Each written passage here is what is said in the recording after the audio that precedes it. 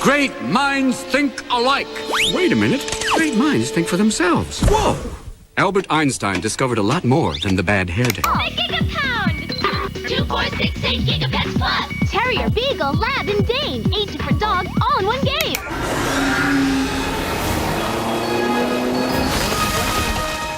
Please, can't I just leave? I've been on this bus for 40 years. Not until you pay your fare. But I didn't bring any money with me. It's in my other pants. Ika? Oh, it's a Pokemon. Mankey, a pig monkey Pokemon. This very episode, was my very first exposure to Pokemon. At least it's the first one I remember. It was a Saturday morning, and to be quite frankly honest, I was pretty unimpressed. I would have remained unimpressed had my best friend at the time not just got a starter deck for the Pokemon trading card game. Suddenly, Pokemon looked incredible.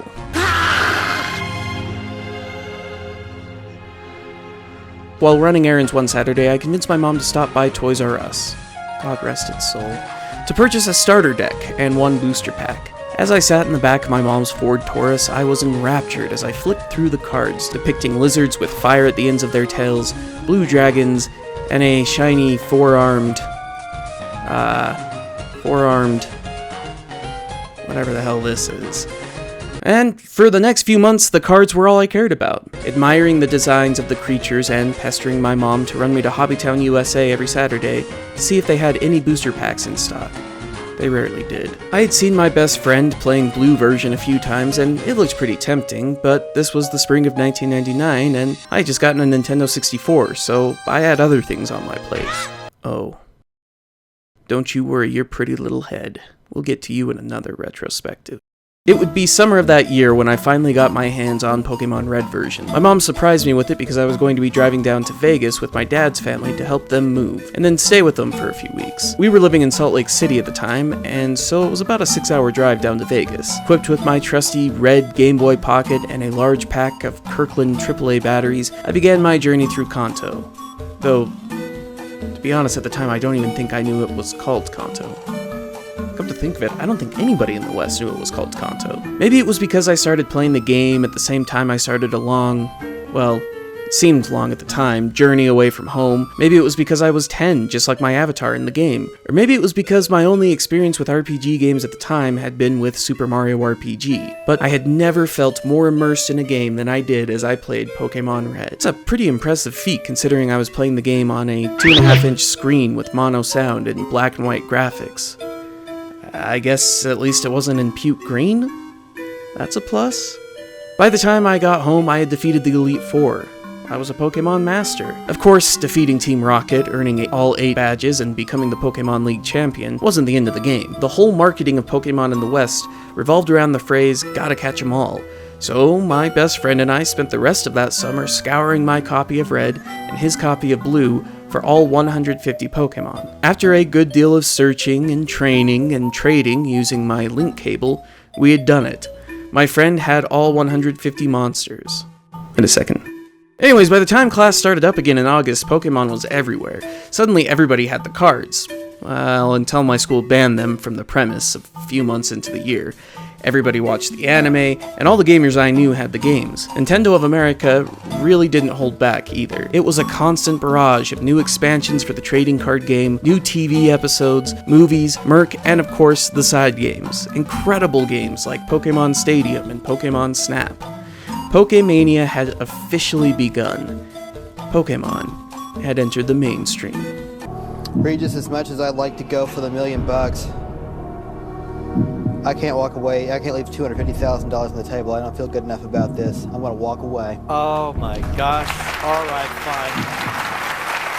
The idea for Pokemon was spawned by Satoshi Tajiri shortly after he and Ken Sugimori had converted their gaming magazine Game Freak into a full-fledged game development studio in 1989. Inspired by his childhood hobby, bug collecting, Satoshi Dr. Bug Tajiri wanted to create a game in which players could collect and raise creatures. He also wanted to take advantage of the then-new Game Boy system's link cable to allow players to trade creatures between each other. They planned to have the game span a wide region, feature a ton of creatures, features, a simple yet deep battle system, and unprecedented communication features. Now would be a good time to remind you that this game was being developed for a system with a dot matrix screen, an 8-bit processor running at 4.19 MHz, and 8 kilobytes of RAM.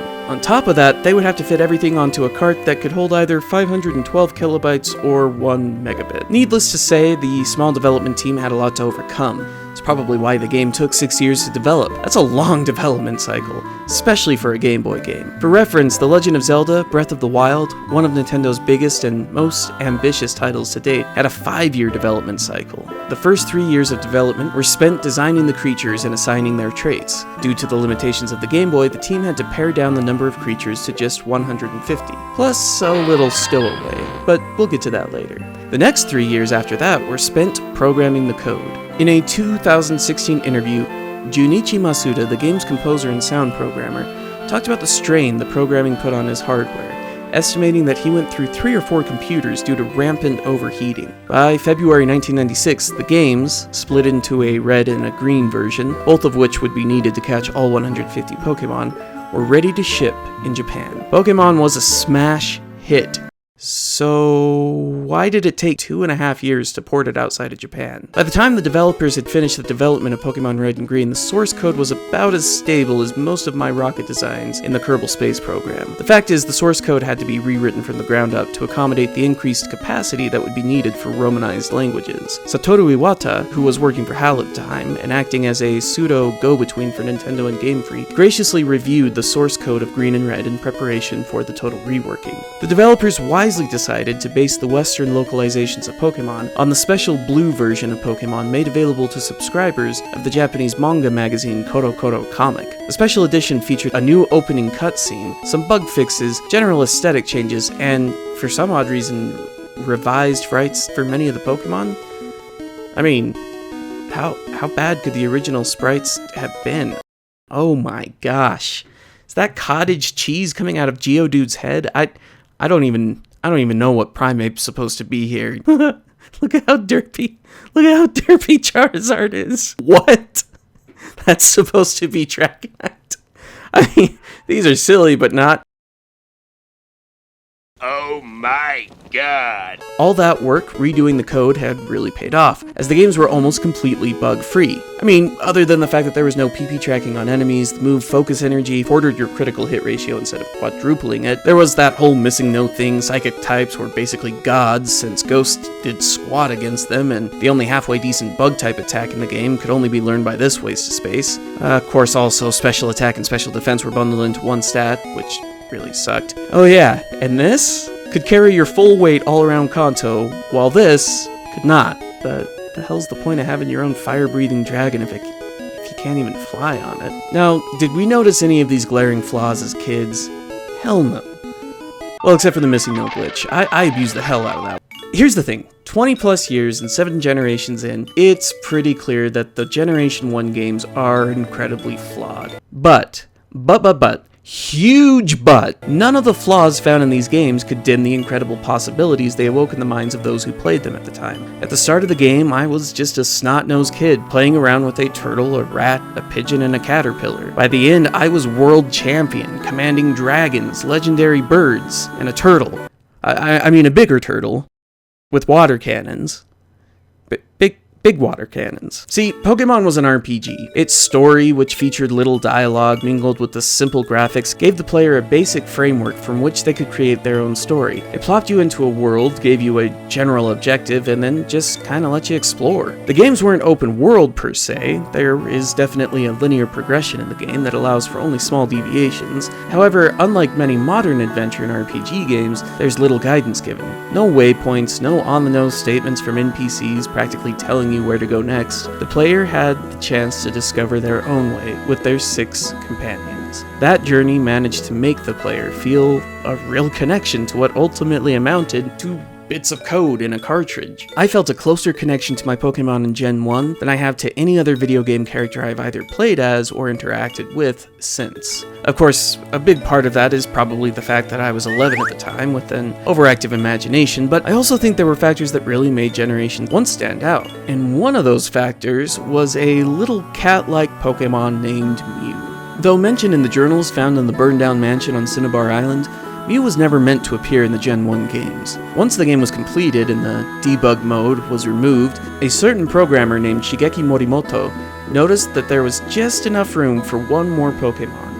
As a sort of inside joke for the other developers, Morimoto inserted Mew into the game, revealing the Pokémon to subscribers of Koto Koto. Game Freak held a contest in which 20 lucky winners would get to send their cartridges to Nintendo to have the Pokémon added to their save file. Nintendo distribution events would be the only way to get the little guy. At least the only legitimate way to get the little guy. In an era when a connection to the internet could be interrupted by your mom needing to use the phone, this mysterious Pokémon sparked an incredible amount of legends. Whispers on the playground told of a mysterious truck in Vermilion City, under which the ancestor of all Pokémon lay in wait. The quixotic quest to capture the unattainable pocket monster kept me and countless other kids coming back to these games again and again. That mystique would have been tarnished had Mew become widely available. You know, kinda like if Game Freak made the most rare Pokémon ever available simply by purchasing a gimmicky peripheral for the games. Look, I'm not going to pretend that the original Pokémon games hold up on a technical level. Red's journey through Kanto was probably best experienced on the Game Boy Advance remakes Fire Red and Leaf Green, which have better graphics, less bugs, and all the improvements Pokémon saw in Generations 2 and 3. But here's the thing, there had never been anything like Pokémon before Pokémon. Nobody in their right minds could have believed that Pokémon was going to spawn a 20-plus year franchise that still has games left to be released. That's what's so crazy, that such an incredible series that has managed to make people of multiple generations fans of its games started with these 4 simple games. Flawed, buggy, unstable games that awoke the imagination of millions.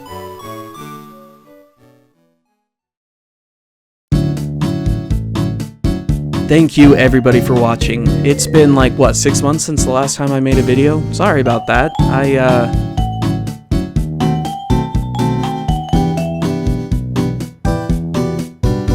Sorry, I was trying to think of an excuse. I don't have one. Good to be back though.